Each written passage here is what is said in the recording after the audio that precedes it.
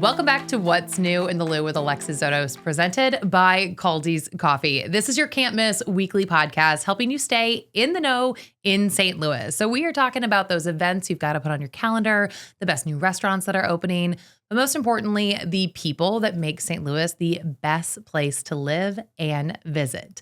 Now stick around to the end because we are going to give you a calendar of all the things happening this week in St. Louis so you know exactly what you're going to do this weekend. And this episode is all about one of, hands down, I think the best events we've got in St. Louis all summer, and that is Shakespeare in the Park. And I am joined here by Tom, the artistic director. Thanks for being here with us. Thanks for having me, Alexis. It's great. We're in the sort of final countdown before opening night. How are you guys doing? We're doing great. Yeah, there's always a period. We rehearse for 3 weeks in a studio, so sort of indoors in Grand Center where our offices are.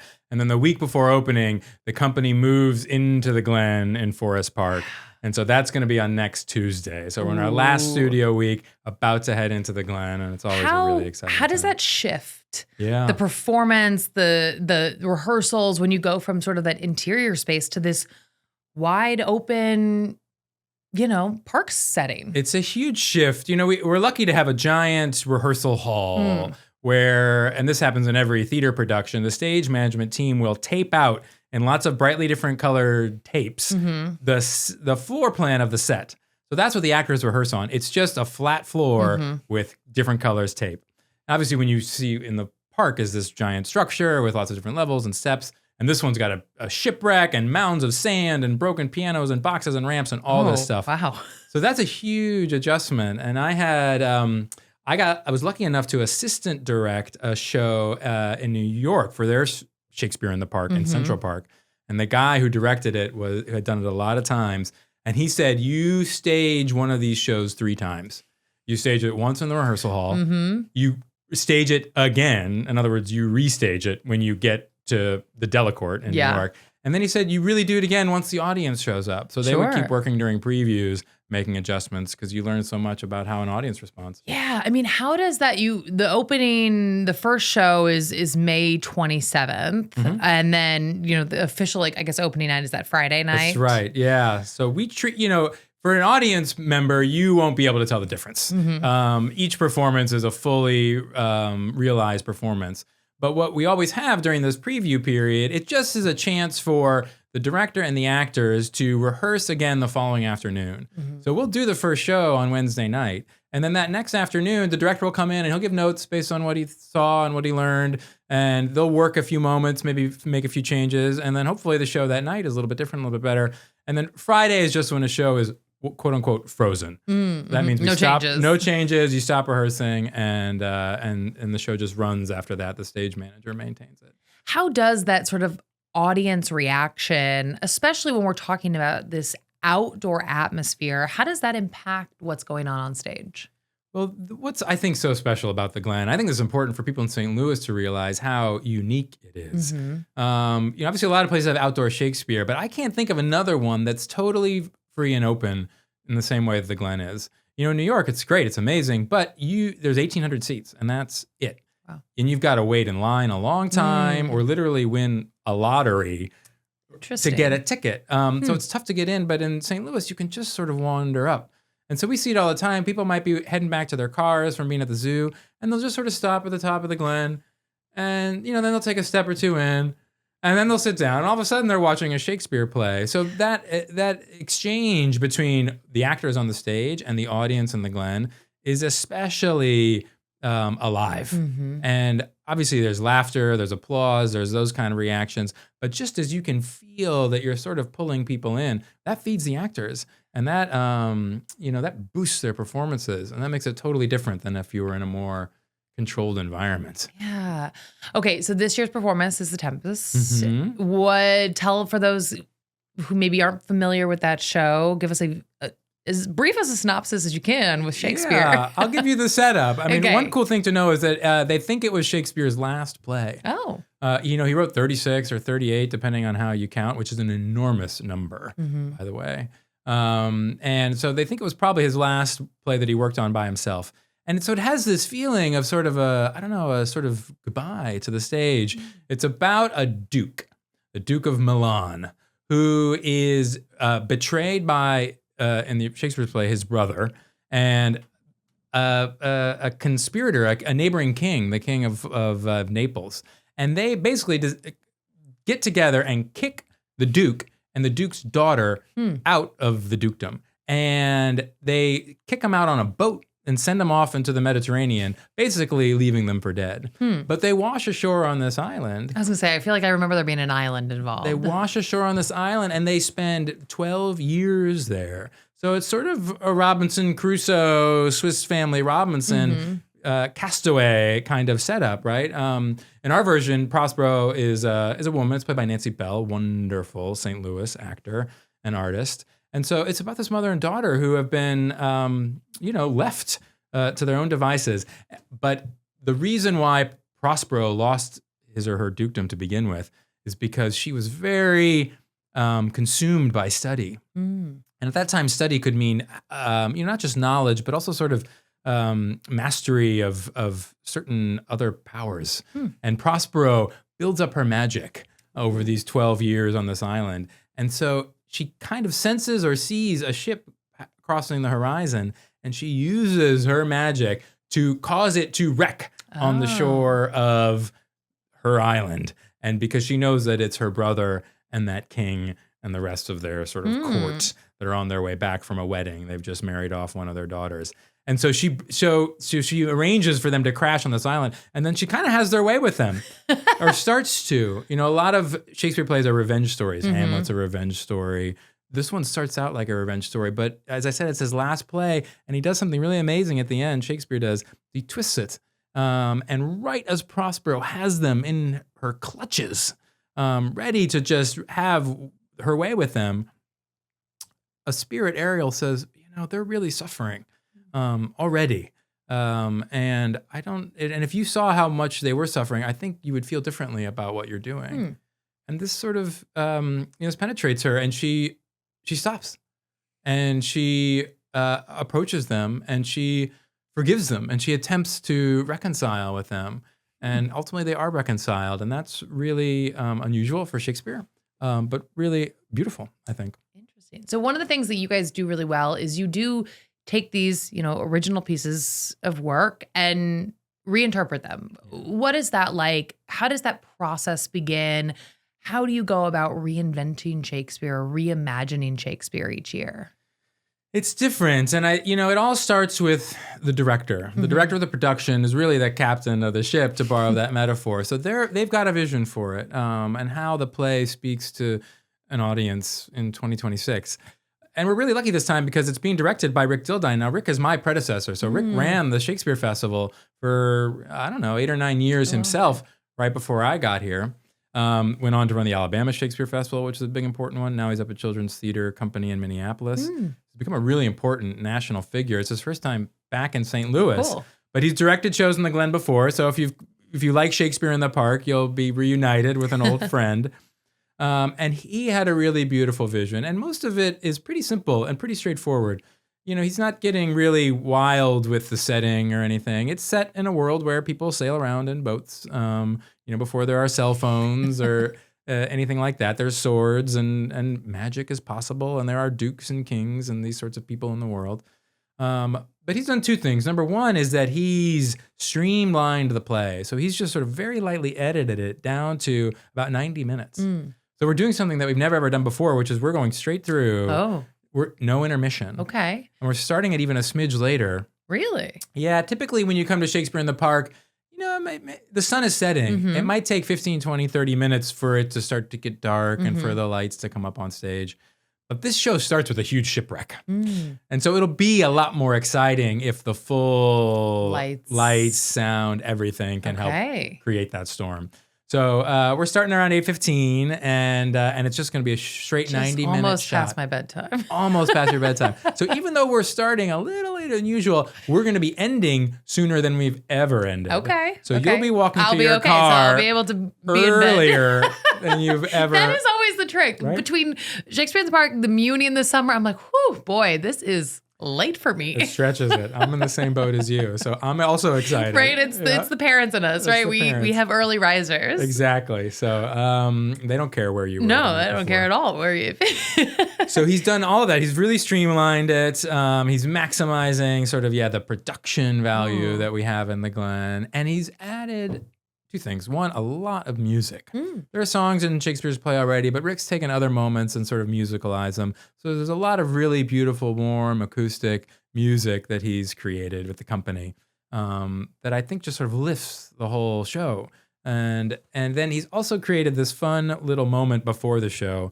As I said, the ship that was wrecking was going home from a marriage. The King of Naples had married his daughter off to the King of Tunis. So Rick has created this, and her name is Clarabelle. And so before the show starts, around 8 o'clock when our show would normally be starting, there's a new sort of interpolated moment of Clarabelle's wedding reception. Oh. So the band will be out there playing songs. Oh, that's cool. There will be some opportunities for the audience to get in on the fun. Every night there will be a different Clarabelle chosen from amongst the crowd. Okay. And some other really, really fun touches. I love a little like interactive moment with the audience. Yeah. Volunteer only. No one will be pressed into service.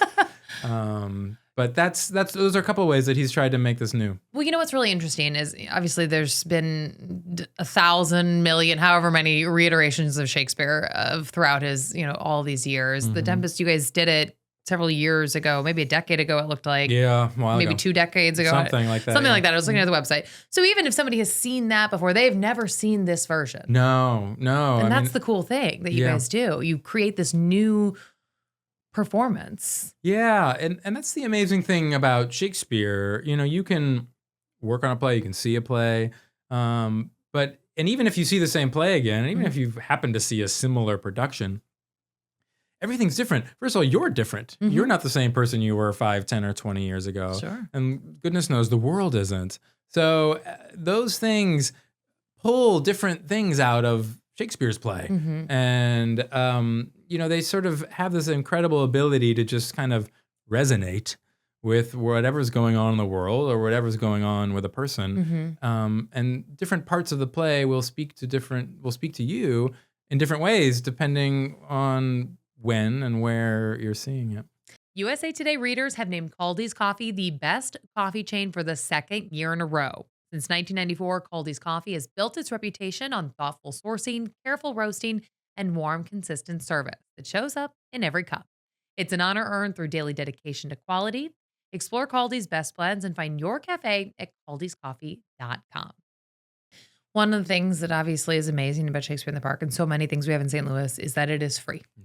It is this free, incredible quality production that you can just go see. You can wander from the zoo if you want. Yeah.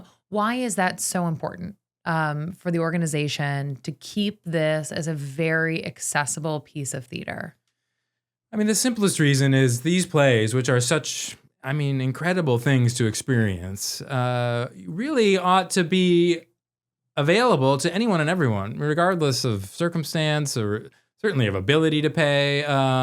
But also for people who might think, I don't know, Shakespeare, is that for me? Like I read it in school, I didn't love it, or isn't that a lot of these and thous or whatnot? Am I going to be lost or confused or bored?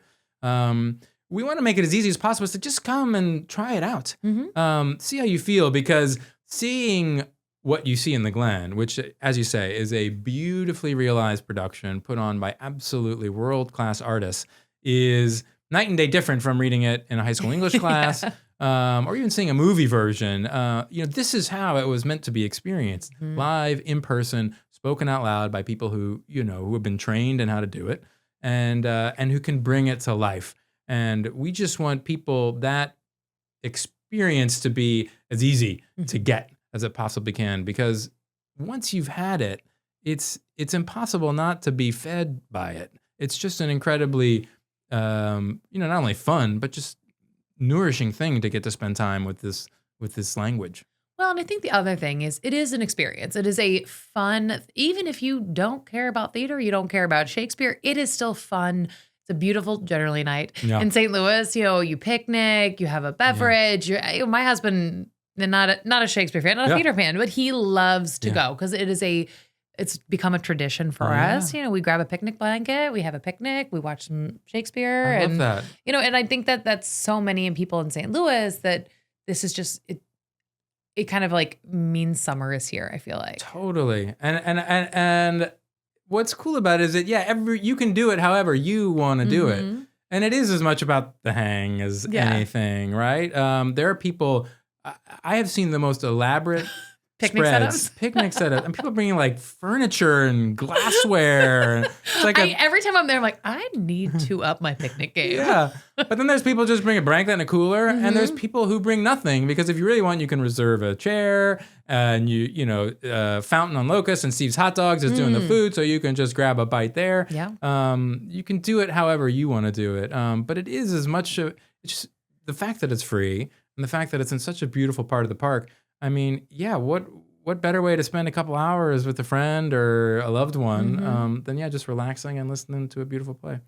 Now, people might be familiar with Shakespeare in the Park, and if they're not, they're now learning all about it. But this is only a portion of what you guys do when it comes to art and theater in St. Louis. How have you guys expanded over the last decade in terms of beyond just what you put on in the Glen? Yeah, well, it's been incredible. And we're pretty much year round at this point doing different things. And one of the first things that we tried maybe 5 or 6 years ago now was something we called Tourco, but it was just based on this idea of, it's great in Forest Park. And tons of people come, but not everybody does. And in the same way that, if the tickets were $50, someone might think, I'll give it a pass. Even the fact that it's in Forest Park, it might be a hike, might not be a place you're used to going. You might get overwhelmed with the thought of parking or something. So it's just the idea of taking free Shakespeare into other parks, smaller parks around the St. Louis region, hopefully making it that much easier for folks to just kind of wander up. So Tourco goes to, in August and September now, it's going to go to 30 different parks all over St. Louis. And that includes, the Illinois side. That includes some places out west. We go as far as Herman.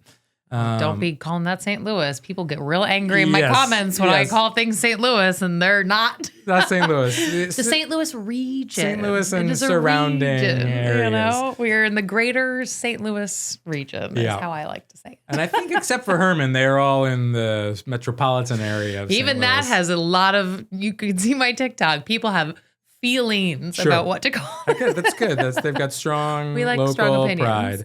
pride. But yeah, you've taken this production just everywhere. Yeah. So that's cool because that's also it has to be portable because it's in a different park every night. It's 6 actors. It's 90 minutes. It starts out with this thing we call a living study guide, where basically the actors come out and say, Hey, everybody, I'm so-and-so. I play this person. I'm in love with her, or I'm trying to kill him.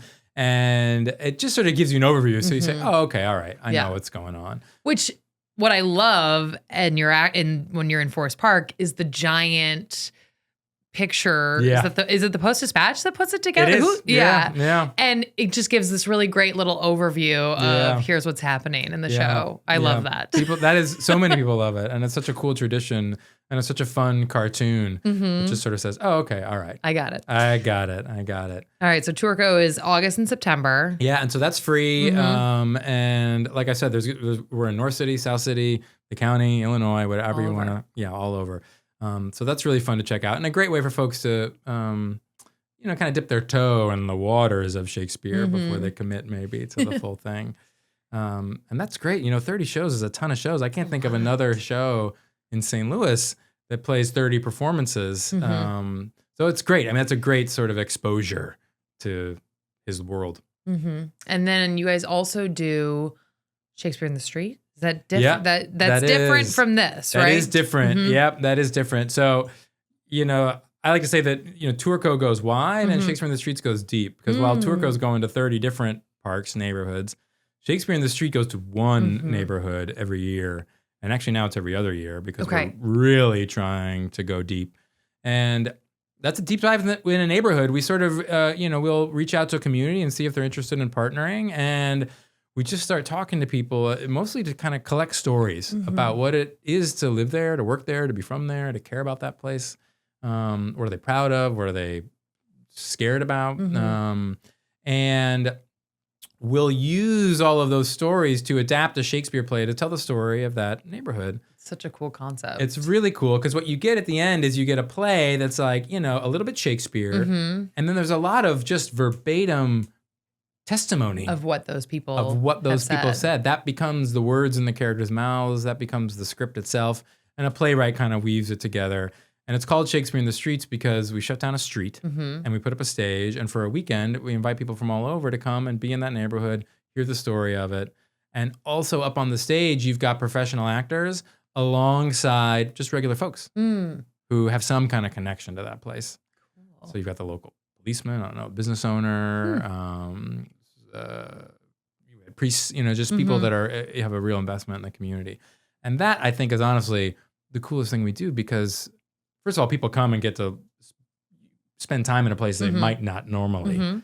And the people there, I think, also feel like so proud that they're that they're up there on that stage and that people are really understanding them in the ways they want to be understood because it's their stories that's getting told. And then one of your newest things you guys have done is a kid show, a kid-friendly show. Yeah. Talk to me about Romeo and Juliet. I almost called it Juliet, but Juliet with a zoo. With a Juliet. That is, as you said, a show that is... we like to think of it as an all-ages show. We really are trying to, kind of bring in the next generation or just like the next sort of audience of hopefully future Shakespeare lovers. It's a very kid-friendly, animal-centric version of Romeo and Juliet. And the basic concept is, what happens at night when everyone goes home at the zoo? Well, the animals come out, and what else do they do but put on Shakespeare for each other? So it's the zoo animals doing their level best to produce Romeo and Juliet. So cute. And so Juliet is a grizzly bear cub. Romeo's a prairie dog. Okay. Because the Montagues and the Capulets are the carnivores and the herbivores. That's I get it. The feuding families. But there's tigers and pandas and crocodiles and these are all hippos. Puppets. These are all these incredible life-size puppets by the same folks who did those incredible animal puppets for The Lion King. Oh, cool. And Frozen on Broadway. Oh. It's a place Michael Curry designed out in Portland, Oregon. And so, these things are giant, number one, and just dazzling in the way they come to life. So the whole story is told by these incredible, very, very real-seeming life-size puppets. Did you expect it to have such the reception that it did? Well, gosh, I always hope. But it's amazing. Occasionally we've been working to get this next version up and going back and looking at things that people said about it the first time around. And it is incredible. People were really just blown away. Because I think, number one, the puppets are really cool. Yeah. And you don't see much of that ever, really. But maybe especially, once in a blue moon in St. Louis. And but also it's just, it makes the story come to life. I got a 5-year-old daughter. She's 6 now, but she was 5 when she watched it. She became obsessed. Yeah. And she was going around the house quoting Shakespeare just because she... Was that just like your dream? Like seeing that happen? I never was attempting to bring that about, but the fact that it happened sort of organically, because, she just came and responded to it was really, really cool. She was good. The line she kept saying over and over again is, "Do you bite your claw at me, sir?" Which is the Shakespeare's "Do you bite your thumb at me?" Yeah. That's funny. I love that. But that's exactly what we need there are so many things that consume our children all the time. And theater it can be tricky. They are looking for sort of like instant gratification when we think about screens and all the other things that come at them. Yeah. And I think it's so important to take kids to live theater, to make them realize that this is incredible entertainment and to do it in a way that still feels like, digestible for them. Yeah.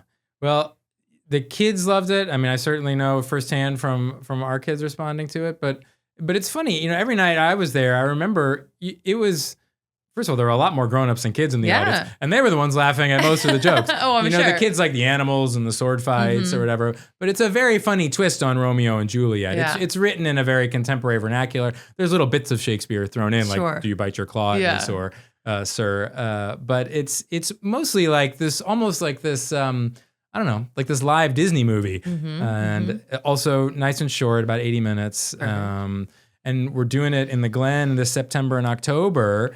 And we've scheduled a lot of earlier shows. So starting at 6:30, which should be nice and dark. But there's a bunch of like daytime weekend matinees and even a couple like weekday student matinees. Oh, cool. So it should be really easy to come and bring the kids or not. Because it's like I said, it's a fun just kind of like night out too. What does that mean to you to continue helping the next generation fall in love with Shakespeare? Whether that means, kids as young as ours, or we're looking, teenagers, Gen Z, Gen whatever the next ones are. How important is it for you to make sure that Shakespeare carries on? I care a lot about Shakespeare. That's who I am. I work at a Shakespeare Festival and I just have experienced so much I don't know, sort of comfort, consolation, just enrichment from having been exposed to it. But for me, really, it's about what Shakespeare, even more than Shakespeare himself, it's about what it does to a person to really sit with those plays. And I think what he was better at than probably anyone, maybe ever, but what he was exceptional at was being able to kind of project himself into someone else's experience. That's why these plays are all so good. Because he's got, people on opposite sides, the Montagues and the Capulets and the War of the Roses, and he's able to seemingly inhabit these totally opposite points of view and equally. And that ability, and that skill, or even that just sort of tendency to be like, oh, let me kind of see it from another perspective, that's the thing that I think is the benefit. And that's what I hope we can continue to develop in ourselves, goodness knows, but especially in the next generation, right? Just that ability to empathize and understand and put yourself into someone else's shoes. I think that's what these plays do as well as anything. Okay, you heard it. Mark your calendars for May 27th. That is the opening night of Shakespeare in the Park. And as for this week, well, here's what's going on around the Lou for May 18th through the 24th. First off, Kimswick is having a wine walk in the town of Kimswick, Missouri. That's Wednesday, May 20th. Movie night at Westport Plaza. That's a free movie there. That's happening Friday, May 22nd. And of course, this is Memorial Day weekend. The Opera Theater of St. Louis kicks off their season on Saturday, May 23rd. The Dogwood Run in Ladue is Saturday, May 23rd. And all weekend long is the St. Louis African Arts Festival in Forest Park, May 23rd through the 25th. If you have an event that you think should be included in the calendar, you can reach us on social media. You can find us at What's New in the Lou podcast on Instagram and Facebook. We always love to hear from you. And thank you so much for listening.